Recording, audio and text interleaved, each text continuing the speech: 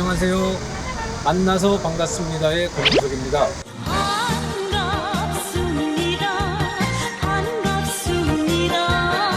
지금 한미연합연습이 진행되고 있는데요. 오늘은 한미연합연습에 대해 알아보는 시간을 가져보겠습니다. 송영길 국회 외교통일위원회 위원장 만나보겠습니다. 안녕하세요. 네, 안녕하십니까. 송영길입니다. 네, 한미연합훈련 지금 강행이 되고 있는데요. 트럼프 대통령도 한미연합훈련을 중단하겠다고 약속을 하지 않았습니까? 그래서 이번 연습이 끝나고 나면은 북한에서 가만히 있지는 않을 것 같은데 송 위원장님은 어떻게 생각하십니까?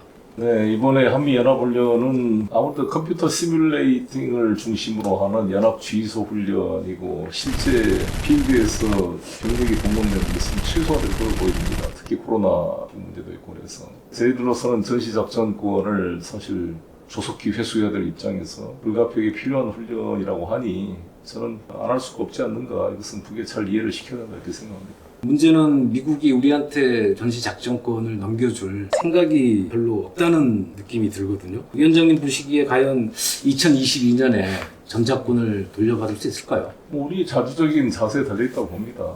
우리 스스로가 소위 C4I라고 하는 스스로의 어떤 정보 능력, 컨트롤 능력, 커뮤니케이션 능력을 배양시키는 수밖에 없죠. 그리고 그것은 사실 완벽하게 된다는 것은 있을 수 없는 거잖아요. 부족하더라도 일단 저희들이 전시작전권을 가지고 와야 자주적으로 판단하고 해볼 거 아니겠습니까? 그리고 가장 중요한 것은 현재 국민을 어떻게 평가하느냐가 중요한데, 예를 들어서 정보를 잘못 해석해서 지금 전시 상황이 아닌데 저게 도발 징후가 있다라고 오해를 해서 만약에 국지전을 발생시킨다든지 아니면 반대의 경우처럼 도발의 징후가 분명한데 잘못 해석해서 또 방심한다든지 이런 것들을 우리 대한민국의 관점에서 판단해야 될 거 아니겠어요. 국가 안보라는 게 맨 무기 가지고 무슨 총알 잘 나가고 무슨 사거리 길고 이것도 중요하지만 국가 전체의 전략적 방향을 어떻게 수립하느냐 중요하잖아요. 우리가 전시작전권을 갖는다는 것은 너무나 중요한 일이고 가장 중요한 국가 무력의 핵심인 이 군 작전 지휘권을 대한민국 국민이 선출한 대통령이 갖고 있지 않다는 것은 있을 수 없는 일이라고 봅니다.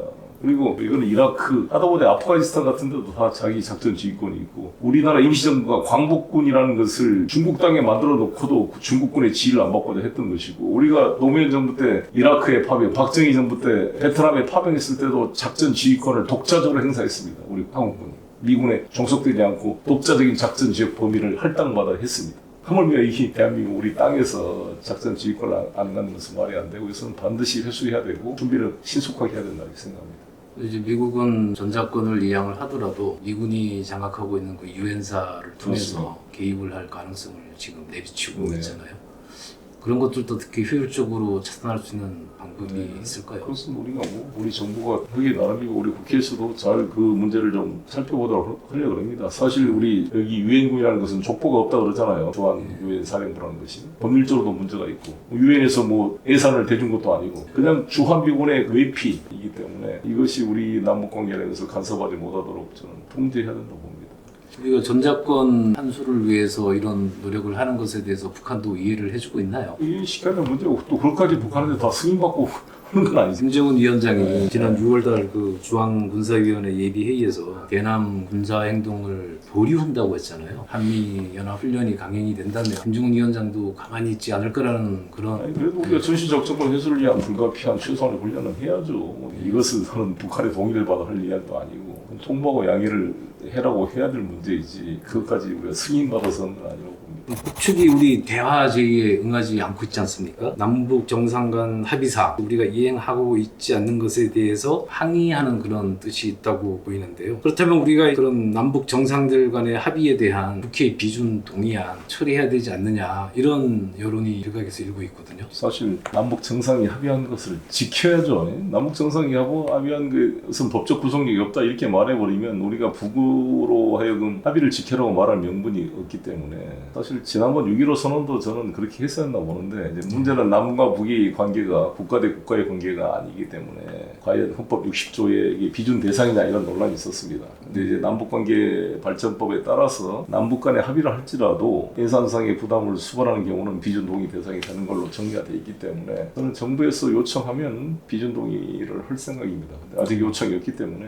기다리고 있습니다. 장마 문제로 또 얘기를 좀 돌려보겠습니다. 북한도 최근에 집중호우가 내려 걸려가지고 피해가 큰 것으로 보도가 됐는데요. 인도주의적인 차원에서 북한에 대한 식량이나 의료품 지원 이런 거를 국회 차원에서 추진할 의향은 혹시 없으신가요? 북한이 받지는 않으니까 문제죠. 5만 톤 주기로 했는데 북한이 안 받겠다고 해서 지금 전달을 못했던 거 아닙니까?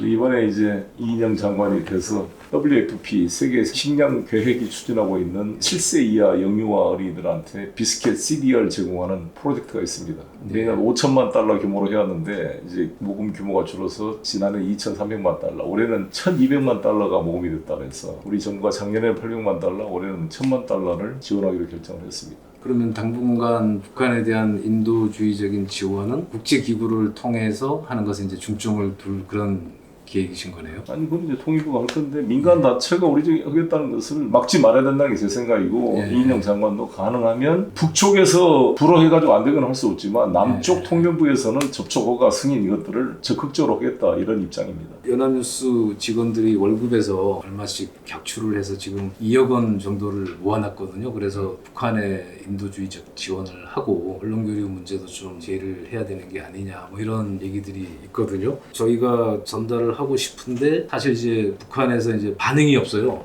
민간 단체 지원도 지금 안 받겠다는 거 아니에요? 지금 그냥 중국을 통해서 아주 우회적으로 예의적인 경우에 전달이 되는 걸로 알고 있는데 노력은 해야 되겠고 국제기구 정도로 하지만 우리가 이렇게 막 사정을 하면서까지 하는 거에 대해서 상당히 비판도 있잖아요. 기다려야 된다고 봅니다.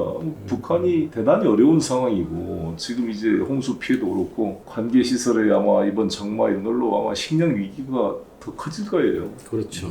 그래서 저는 계기가 생길 거라고 보여집니다. 바쁘신데 이렇게 시간 내주셔서 네, 감사합니다. 지금까지 송영길 국회 외교통일위원회 위원장이었습니다.